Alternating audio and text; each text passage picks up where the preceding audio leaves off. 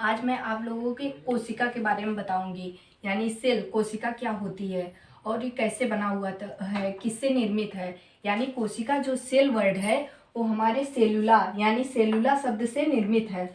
यानी कि सेल कोशिका की खोज किसने किया था?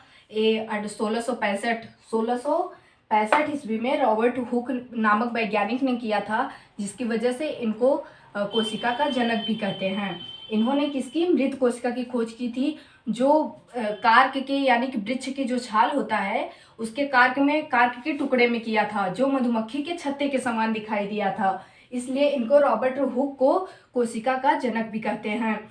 और कोशिका किसे कहते हैं, इसकी यानी डिफिनेशन क्या है? स्ट्रक्चरल एंड फंक्शनल यूनिट को यानी कि संरचनात्मक एंड क्रियात्मक इकाई जो है उसको कोशिका कहते हैं। और कोशिका हमारा क्या होता है, उसे कैसे कहते हैं? जैसे देखिए, बॉडी यहाँ पर है, यानी कि हमारी बॉडी जो है सिस्टम से मिलकर बना हुआ है, और सिस्टम जो है ऑर्गन से मिलकर बना हुआ है, ऑर्गन जो है टिश्यू से मिलकर बना हुआ है, और टिश्यू जो है हमारा कोशिका से मिलकर बना हुआ है।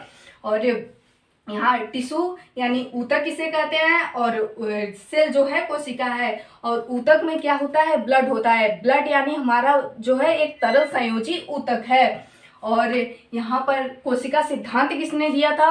कोशिका सिद्धांत का प्रतिपादन जो है स्लाइडर एंड टी स्वान ने दिया था। और यहाँ पर सजीव कोशिका की खोज देखिए, निर्जीव कोशिका की खोज जो है, मृत कोशिका की खोज रॉबर्ट हुक ने किया था। और सजीव कोशिका की खोज 1674 ईस्वी में एंटोनी वॉन लीeuwenhoek ने दिया था। और 1676 ईस्वी में एंटोनी वॉन लीeuwenhoek ने ही बैक्टीरिया यानी कि जिसे जीवाणु कहते हैं उसकी खोज भी किए थे।